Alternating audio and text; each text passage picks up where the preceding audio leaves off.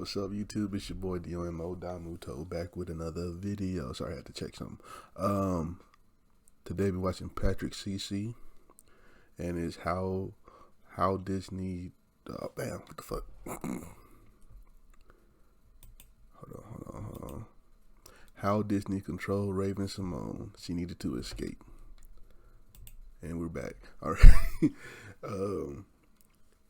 Raven Symone, one of my favorite shows growing up. That's a Raven. I watched the Orlando Brown video last week. Check that video out. That's told you the downfall of Orlando Brown. Not being watching about Raven Symone. You know what I'm saying? Let's get into it. Patrick CC. He gonna come with the facts. That's it. So we'll get into it. Let me see something. Yeah, there we go, man. Everything cool. She was on the Forbes list before her first kiss. Raven Symone redefined the Disney Channel. At one point, she was the Disney Channel. They invested so much into her because of her incredible talent and her loyalty. Yeah. But like all Disney stars, Queen of she Disney. was trained what to say in interviews, how to dress, told what she could and couldn't eat. They even told her at one point her skin was getting too dark and she needed to change. Working in the industry since a child finally reached a tipping point, until she needed to break the restraints of Disney and take her life into her own hands. Stay hydrated. Yes. 2 years old was when Raven started working. Her parents would push her around in a stroller, and people would think that Raven was a doll, not a human, insinuating that she was near perfect looking. Atlanta's Young Faces Incorporated was the agency her parents contacted. She was immediately getting advertising jobs for big brands.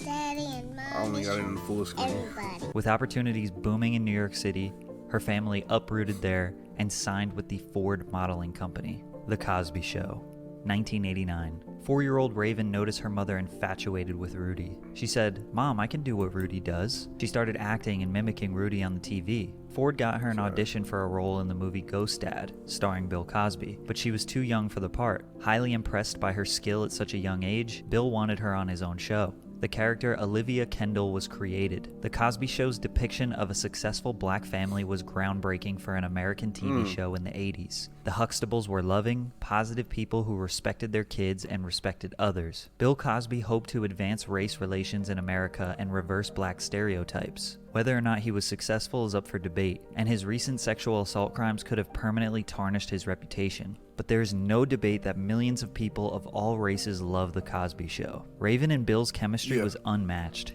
She stole everyone's heart when she was introduced. No, you don't. Everybody knows that the stork brings the baby. Raven acted in the last 3 seasons of the show, where every episode debuted to roughly 29 million people. The Cosby Show earned $2.5 billion over its lifetime. Even if she had a bad contract, chances are she still made huge money from that show. Yeah. However, she doesn't remember a thing. I don't remember I've a seen scene. this. This is crazy. I don't remember anything while it's a rehearsal or a camera. Raven has maybe 3 distinctive memories of her time on that show, and one of them is how the food smelled on set. Later on in life, she learned of her dissociative disorder. She essentially blacks out when she's acting and autopilots her way through her performances, acting instinctively on how she was trained. I was not taken advantage of by Mr. Cosby when I was on The Cosby Show. I was practically a baby on that show, and this is truly a disgusting rumor that I want no part of. Everyone on that show treated me with nothing but kindness. Now keep me out of this. In 2014, sexual misconduct allegations were running rampant on Bill Cosby. Naturally, people turned to those who were closest to him for answers. The media would ask Raven a lot about this, no matter how much she dodged the questions. They were fishing for a juicy story. How do you feel right now about Bill Cosby and his current situation? Justice to a man who put me in the game. I'm torn. So you kind of I'm just, trying to do this show right now, Yeah, that's and your that's focus. going to work it out. I want everybody who deserves justice to get justice. She recognizes how much of an impact he had on her career, That's the only way she and can wishes answer the that, best for the 'cause she was a victims. kid. Like, But she, she don't know that despite man. not remembering much of that Really time in like her that. life, has nothing but positive experiences to share. Her parents said she needed something to fall back on, despite only being 7 years old, in case acting didn't work out. So they got her a record deal with UMG and released a full studio album in 1993, Here's to New Dreams, a 10-track album that sold 75,000 units. The lead single was That's What Little Girls Are Made Of, which accompanied a music video. The track actually peaked at number 68 on the Billboard Hot 100. She performed and worked on this album at night after full days of shooting The Cosby Show, likely putting in 12 to 18-hour work days before even having a conscious brain. After The Cosby Show ended, Raven immediately landed another role as Nicole Lee in ABC's Hangin' with Mr. Cooper, another sitcom that ran from 1992 to 1997, airing immediately after Full House. Raven had back-to-back consistent and successful sitcom jobs that were seen by millions. On top of these 3 major projects, she did one-off episodes, TV movies, and feature films like The Little Rascals and Dr. Dolittle with Eddie Murphy and Chris Rock. Raven was already a legend by middle school. That's where things started to change. Yeah. Raven had a double life. She actually went to public school at Webb Bridge Middle School and then North Springs High School in the north side of Atlanta. So after she was on TV for most of her life, she got thrown into public school with a bunch of normal kids. Going to public school could have been a huge reason why she didn't spiral out of control. Experiencing what the average childhood is like and being able to blend in with and understand people your age gives you a sense of stability. Whereas most child stars grow up in the Hollywood bubble and are so out of touch with the rest of society, leading them to say and do wild things. Yeah. Raven's public school experience was... The thing is, I don't have no experience as I ain't never did no commercials, nothing. If you go to the right school, public school or private, like, some niggas don't give a fuck about who you is, nigga. Some niggas don't give a fuck about who you is. As long as you cool, they cool with you, they cool. I mean, of course, there's gonna be some niggas that's jealous and shit, but whatever, let that go. As long as you cool, you ain't trying to feel like you better than everybody else. Yeah, you gonna have a good little high school joint. You know what I'm saying? High school experience and shit. So hey. Was not perfect. Kids were seeing her on TV and then using that image against her. Oh, you have to act like this. You have to dress like this. You must be this character that I see on TV. Who are you? Raven didn't know who she really was, causing her to struggle with her identity at a young age, which after saying that out loud sounds pretty normal. Like, weren't we all struggling with discovering who we really are versus what other kids thought of us? Did what I was told, but then behind the scenes ate, because looking back, that was the only thing that I could really control. That was the only thing that I had for myself. My clothes were picked, the words I was saying out of my mouth were someone else's or practiced multiple times. Raven resorted to food to escape. It was the only choice she had. They took all of her choices away. When she started gaining weight, managers, producers, and even family told her that she needs to maintain her weight. She needs to upkeep an image for TV. But almost all of us at some point need to focus on maintaining a healthy lifestyle. Luckily today, we have Easy Toned, which makes it possible to get an intense workout done at home or anywhere you go, and for 20% off your order. Her career slowed down just a little bit at the end of the 90s. She had an animated show role and starred in Dr. Dolittle 2. Then she would land the most defining role of her career, That's So Raven. Originally called The Future Is On Me, with lead character Dawn Baxter. Raven originally auditioned for the role of the best friend Chelsea. She was so good and embodied the role so well that they changed the lead character's name to Raven and obviously changed the title of the show. Michael Poirier is the creator of the show. He also created Hannah Montana. He also changed the lead character's name to Miley since Miley Cyrus fit the role so well. Basically, he's really into giving these children identity problems. Yeah. Raven Baxter is a psychic high school student that allows her to see visions of the future. Often the plot revolves around Raven trying to prevent this vision from happening because she didn't like the outcome. Usually she miscalculates the events, which gets her, her friends, or family into even more trouble. Raven's two best friends, Chelsea and Eddie, are the only ones that know about her abilities and act as her confidants throughout the show. Raven was able to shine brighter than ever before. Her comedic timing was great.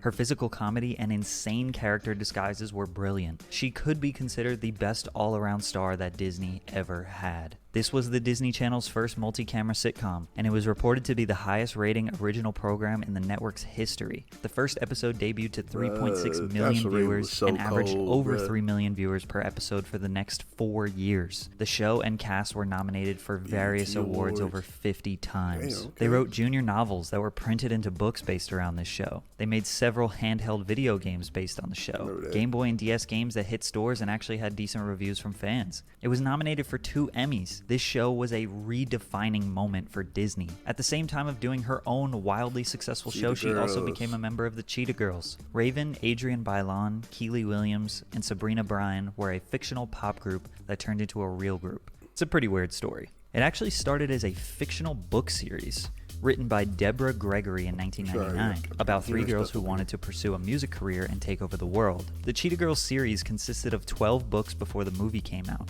Book series becoming movies is nothing new. However, the Disney Channel was taking a risk on making a movie about a story they didn't create. The risk paid off. In 2003, the Cheetah Girls movie premiered to 6.5 million viewers, sold 800,000 DVD copies, and the soundtrack went 2 times platinum. The girls signed to Hollywood Records, which is Disney's record label. Raven was also working on her own solo music career. That's So Raven's soundtrack sold 500,000 copies. Her album This Is My Time sold 235,000 copies and peaked at number 51 on the Billboard Hot 200. The group was kinda doomed from the beginning. The 4 girls have fictional names: Galleria, Chanel, Dorinda, and Aqua. Raven would be in the movies and sing the songs, but would not tour with the group for some reason. She did some live performances, but was inconsistent due to her being incredibly busy with That's So Raven and her own music career. I just can't imagine how strong a group and brand could be when one of their members, especially the most famous one, is barely in their performances. That's wild. The Cheetah Girls brand continued to thrive throughout the years. The second soundtrack went platinum and debuted at number 5 on the Billboard Hot 200. The second movie generated over $19 million. But by the third movie,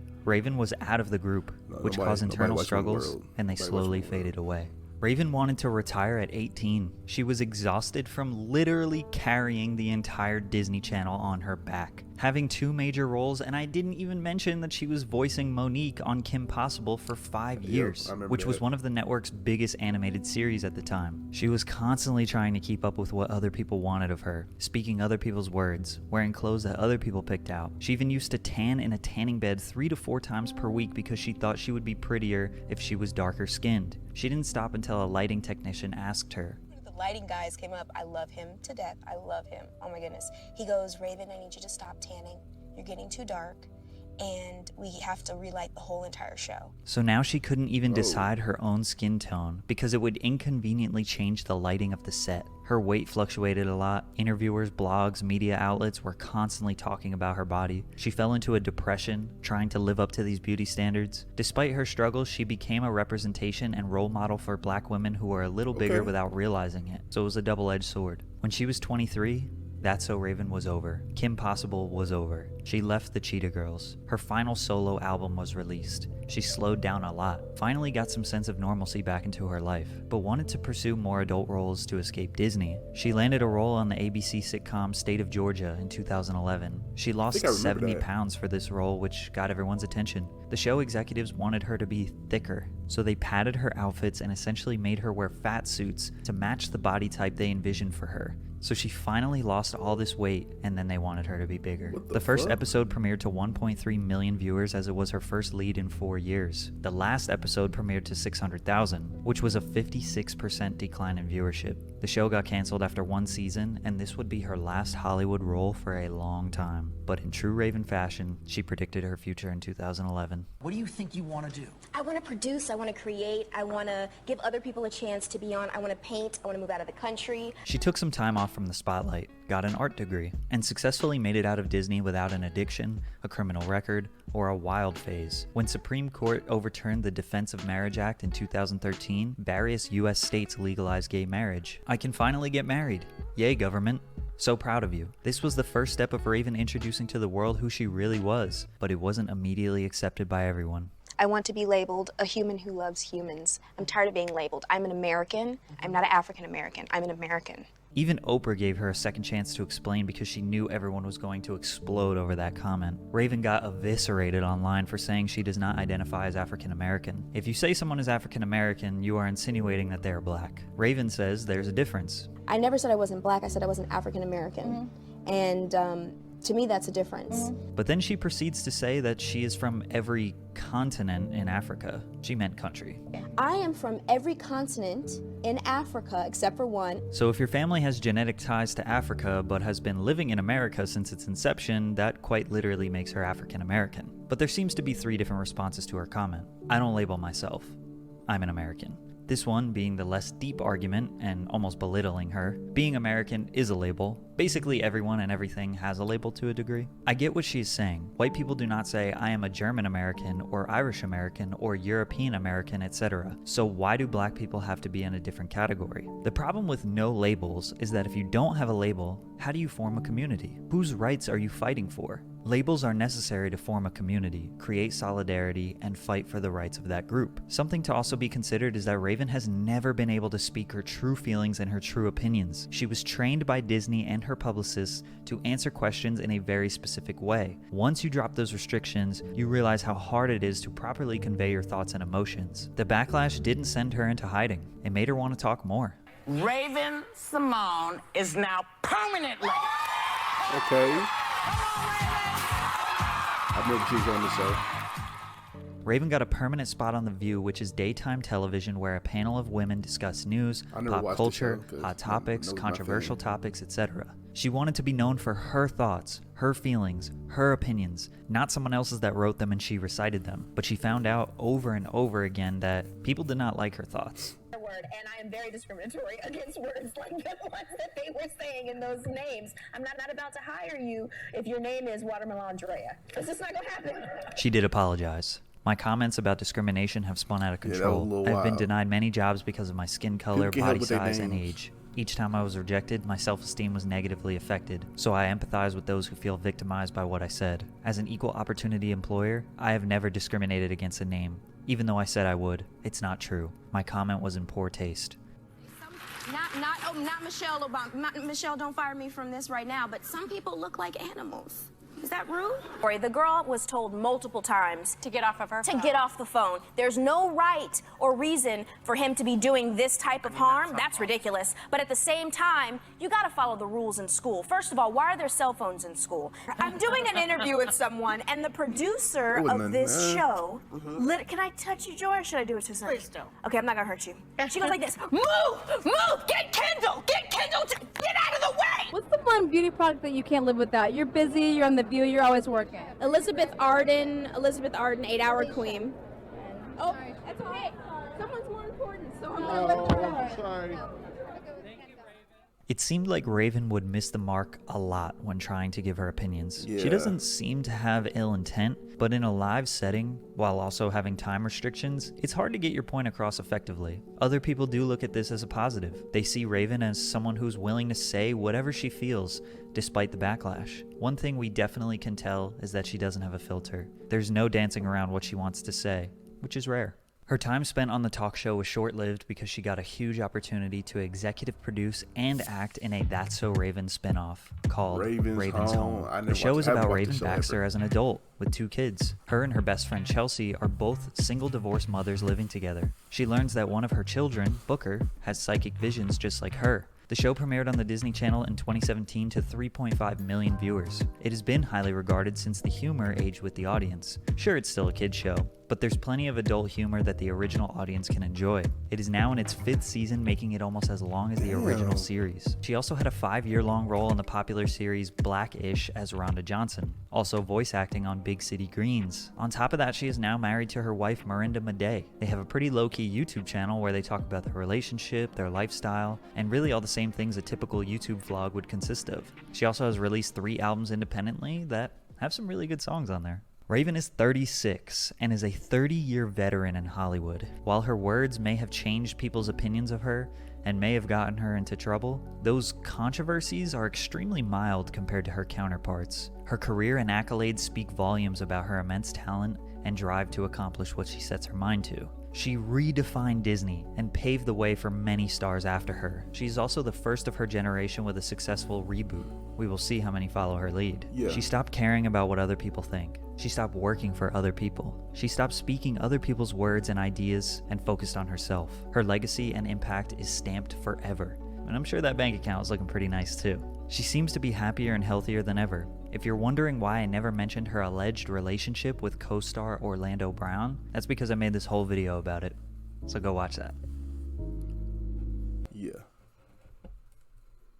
I might watch that video. Hold on. Alright, anyway. Wow.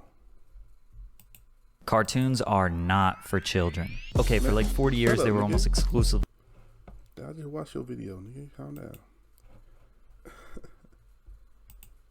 But shout out to the Queen of Disney, Raven Symone. Yeah, cause I mean, I don't know what it is to be a child star actor, so I don't know, like, you know what I'm saying? I don't think nobody really touching her on Queen Disney, bro. I mean, you know, you got Miley Cyrus, Selena Gomez, yeah, they up there, but nah. The way Raven Symone carried on her back.